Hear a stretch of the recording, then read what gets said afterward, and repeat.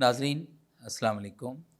آج میں آپ سے دنیا کی سب سے قیمتی، سب سے انمول، سب سے خوبصورت شے یعنی ماں کے بارے میں بات کرنا چاہتا ہوں۔ جی ہاں، وہ ماں جو 9 مہینے ایک بوجھ اٹھائے پھرتی ہے، تکلیفیں سہتی ہے، شروع سے ہی پریشانیاں اٹھاتی ہے، اور اس کے بعد ایک بڑی آزمائش اور بڑی تکلیف سے ایک بچے کو جنم دیتی ہے۔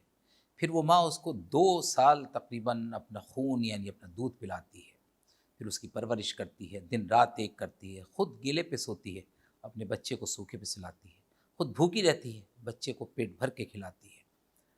پھر وہ ماں، اندازہ لگائیے، پوری زندگی بچے کے لیے وقف کر دیتی ہے، اسے اپنی سدھ نہیں رہتی۔ بچہ 10 10 20 20 بار سوال کرتا ہے اور وہ ماں ہر بار خوشی خوشی جواب دیتی ہے۔ ذرا سوچیے اس ماں پہ کیا گزرتی ہوگی جب بڑا ہو کر ماں کوئی بچے سے سوال کرے اور بچہ اسے جھڑک دے، بچہ اس کے ساتھ اسے آنکھیں دکھائے، کیا گزرتی ہوگی اس ماں کے اوپر۔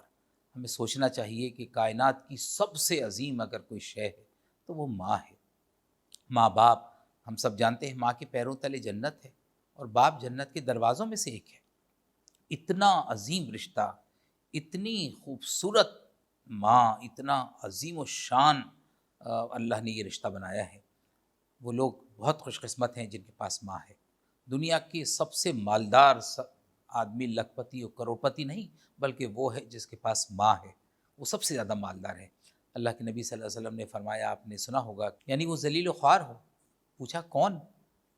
آپ یہ بد دعا کسے دے رہے ہیں؟ فرمایا جو ماں والدین یا ان میں سے کسی ایک کو پائے اور ان کی خدمت کر کے وہ جنتی نہ بنے، جنت میں نہ داخل ہو۔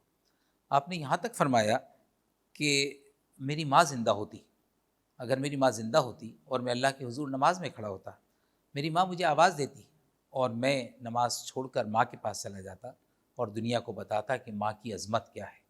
آپ اندازہ لگائیے اس سے کہ کس قدر اہم ہے یہ رشتہ اور کس قدر لازوال ہے یہ رشتہ۔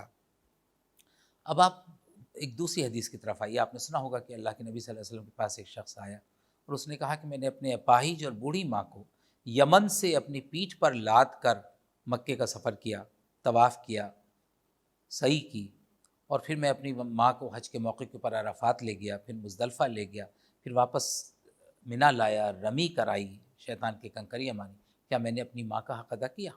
سرکار دو عالم صلی اللہ علیہ وسلم نے کہا نہیں کر سکے۔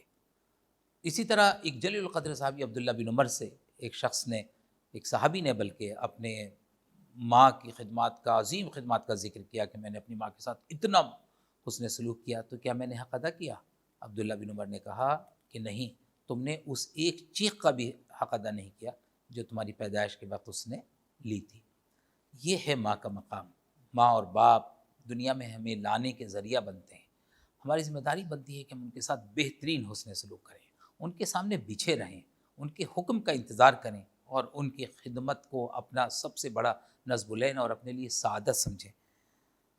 بلندیوں کا بڑے سے بڑا نشان چھوا، اٹھایا گود میں ماں نے تو آسمان چھوا۔ ماں ہی ہے جو ہمیں اونچائیوں تک لے جاتی ہے، ہمیں بلندیوں تک لے جاتی ہے۔ آپ نے سنا ہوگا کہ دنیا کے لیے، ایک شخص نے کہا کہ دنیا کے لیے تو وہ صرف ماں ہے، لیکن میرے لیے تو وہ ساری دنیا ہے۔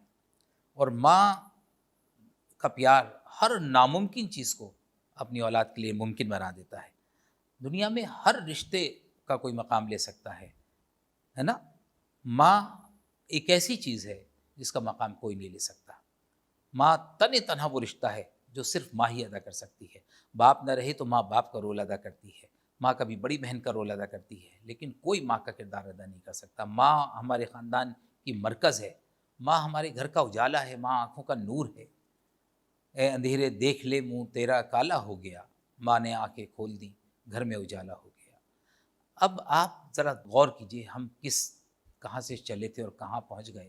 اس ترقی یافتہ دور میں، اس ترقی کی دوڑ میں، اس سویلائز ورلڈ میں ماں کے لیے گھر میں جگہ نہیں ہے۔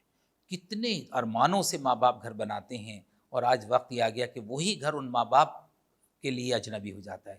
بچے بڑے ہوتے ہیں، شادی کر لیتے ہیں تو اپنے ماں باپ کو بوجھ سمجھتے ہیں اور اپنے ماں باپ کو اسی آشیانے سے باہر نکال دیتے ہیں جس کو انہوں نے اپنے خون پسینے سے بنایا تھا۔ میں آپ کو کچھ چیزیں اعداد و شمار دینا چاہتا ہوں تاکہ آپ سمجھیں کہ یہ دنیا ترقی کے نام پر کتنی تنزلی کا شکار ہو رہی ہے اور کہاں پہنچ گئی ہے۔ یونائٹڈ کنگڈم کے اندر 6.5 کروڑ کی آبادی میں 4 لاکھ سے زیادہ بوڑھے لوگ، یعنی یہ وہ لوگ ہیں جو 65 سال سے زیادہ کے والدین ہیں، یہ اولڈ ایج ہوم میں رہنے پہ مجبور ہیں۔ امریکہ میں 33 کروڑ کی آبادی میں تقریباً 15 لاکھ سے زیادہ لوگ 15,000 سے زیادہ اولڈ ایج ہومز میں رہ رہے ہیں، یعنی ان کا گھر ان کے لیے اجنبی بن گیا۔ اور ہندوستان کے اندر بھی صورتحال بڑی تیزی کے ساتھ سنگین ہوتی چلی جا رہی ہے۔ ہمارے یہاں ہزاروں اولڈ ایج ہومز بن گئے، بڑے بڑے شہروں کے اندر، دلی، ممبئی، حیدرآباد، کولکتہ، چنئی اور ہر بڑے شہر کے اندر ہمارے یہاں اولڈ ایج ہومز، وردھا آشرم بن رہے ہیں۔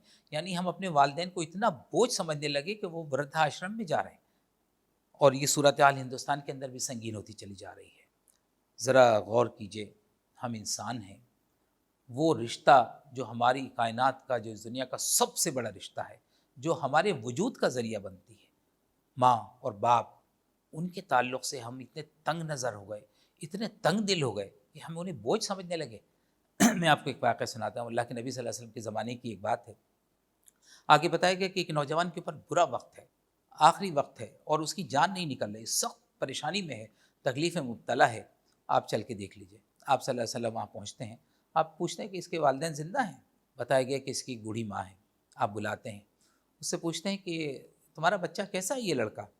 کہتی ہے بہت اچھا تھا، لیکن جب سے اس نے شادی کی، اس نے میرے اوپر بہت ظلم کرنا شروع کر دیا۔ یہ مجھے میرا کوئی خیال نہیں رکھتا، اس بڑھاپے کے اندر میں محنت مزدوری کر کے اپنا پیٹ پال رہی ہوں۔ آپ نے کہا، آپ صلی اللہ علیہ وسلم نے فرمایا تم اسے معاف کر دو اپنے لڑکے کو۔ کہنے لگی میں معاف نہیں کر سکتی، اس نے میرا اتنا دل دکھایا ہے کہ میں معاف نہیں کر سکتی۔ تو پھر آپ صلی اللہ علیہ وسلم نے اپنے ساتھیوں سے کہا ذرا لکڑیں اکٹھی کرو اور ایک الاؤ جلاؤ، میں اس لڑکے کو، اس نوجوان کو اس آگ میں پھینکوں گا تاکہ یہ بھسم ہو جائے۔ تو وہ ماں کہنے لگی کہ میں نہیں دیکھ سکتی اس کو اس طرح۔ تو آپ نے کہا اگر تم معاف نہیں کرو گی تو یہ اسی طرح جلے گا جہنم کے اندر۔ بس اس ماں نے، آپ اندازہ لگائیے، اس حالت میں بھی جب کہ اس کا دل دکھا ہوا تھا، وہ بہت پریشان تھی، دکھی تھی اپنی اولاد کی طرف سے، لیکن اس حالت میں جب اس نے سنا کہ اسے عذاب ہوگا، اس نے معاف کر دیا۔ ادھر ماں نے معاف کیا، ادھر اس کی آسانی کے ساتھ جان نکل گئی۔ یہ ہے ماں۔ میں آپ سب سے ایک بار کہنا چاہوں گا، ذرا اپنے اپنے گھروں پہ غور کیجیے۔ آپ جو فصل بو رہے ہیں وہی فصل آپ کاٹیں گے۔ آپ اپنے والدین کے ساتھ جو سلوک کریں گے وہی آپ کے بچے آپ کے ساتھ سلوک کرنے جا رہے ہیں، وہی رویہ آپ کے ساتھ ہوگا۔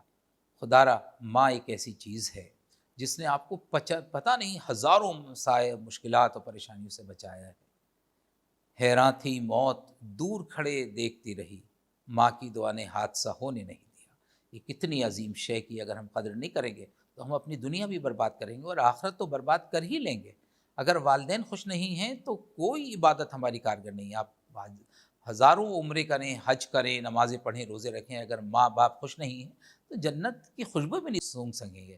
بہت ساری حدیث کوٹ کی جا سکتی ہیں جن کا خلاصہ یہ ہے کہ والدین اگر خوش ہیں تب اللہ خوش ہوگا، اور اگر والدین ناراض ہیں کسی سے تو پھر اللہ کبھی راضی ہو ہی نہیں سکتا۔ اس لیے بہت ضروری ہے۔ اور اگر جن کے والدین نہیں ہیں، کسی شخص نے اللہ کے نبی صلی اللہ علیہ وسلم سے پوچھا کہ میرے والدین نہیں ہیں تو پھر مرنے کے بعد کوئی حق رہتا ہے؟ آپ صلی اللہ علیہ وسلم نے فرمایا جی بالکل رہتا ہے۔ مرنے کے بعد ان کے لیے استغفار کرو، ان کے لیے دعا کرو، اور آپ نے فرمایا کہ ان کی وصیت کو پوری کرو، اور ان کے رشتہ داروں کے ساتھ جن سے ان کا تعلق تھا صلہ رحمی کرو، اور ان کے دوست اور ان کی سہیلیوں، ماں اور باپ کے دوست اور سہیلیوں کی خاطرداری کرو۔ کاش ہم اس حدیث میں عمل کریں، کاش ہم اپنے والدین کی جو آج ہمارے ساتھ ہیں قدر کر لیں، اور اپنی دنیا اور آخرت دونوں کو سرخرو کر لیں۔ بہت شکریہ۔